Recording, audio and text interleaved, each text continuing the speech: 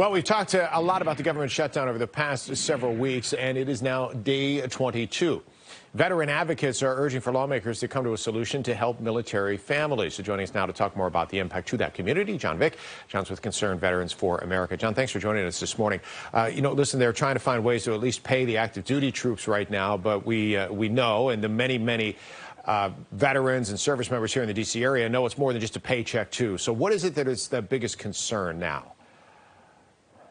Yeah, I think our biggest concern, certainly for military families and veterans, but really for all Americans, is that extended shutdowns really erode Americans' trust in government, and they certainly impact our readiness across government functions, and that includes the military. And I think it's important to remember, too, all the civilians that support our military haven't been to work in weeks. That includes the folks that staff DoD schools, daycare facilities on base. Nearly half of military families already live paycheck to paycheck, and they're dipping into savings trying to scramble for childcare. That is not how to maintain readiness in our active duty force.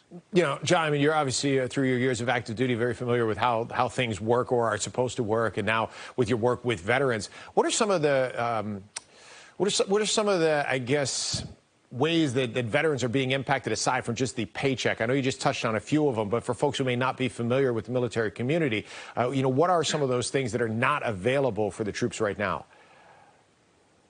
Yeah, well, I think schooling and childcare is really the biggest one. I mean, it's hard to show up for work and do your job if you're worried about where your kid is going to be the next day. A lot of military service members also marry each other, right? So if both parents are at work, do you call in family? Do you fly them in? That sort of thing.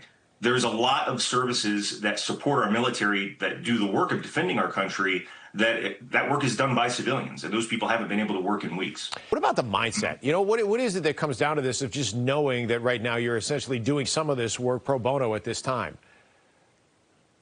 Well, we really are in an unprecedented situation. I mean, the last government shutdown, the record-setting one that lasted, I believe, 35 days, even that was just a partial shutdown. So we didn't worry about actually funding the military because they got this stuff covered. We just had the defense appropriations budget that we tried to pass that was shut down, right? So we tried to turn this into a partial shutdown to at least ensure that our military community was not impacted as politicians in Washington try to figure this out. I mean, coming up on in just a few days at the end of this month with troops missing a paycheck, I don't think that's happened within living memory. And if you're certainly deployed around the world trying to do your job, that's a game changer for a lot of families, and it certainly impacts readiness. That military paycheck in the past has always been used kind of as something to bring both sides together for a negotiation, right? Because, typically it's bipartisan that we want to keep the military running and funded. Is there anything that you can see right now from the military perspective that could help expedite things? It could lead to some type of solution, whether it be temporary, a CR, or something more permanent.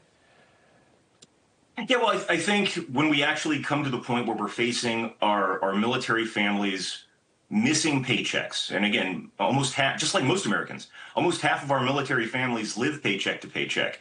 I think when we actually get to that point, that we're going to come to this conclusion, I hope, that we can at least pass a clean continuing resolution. This is the same budget that both sides of the political aisle agreed to a few months ago, and then try to work out our political differences where it doesn't impact, and again, not just the military, the entire federal workforce is impacted by this. A lot of families are already dipping into savings for childcare that are not in the military. I think that the military community, certainly it's a very compelling and impactful situation to put them in.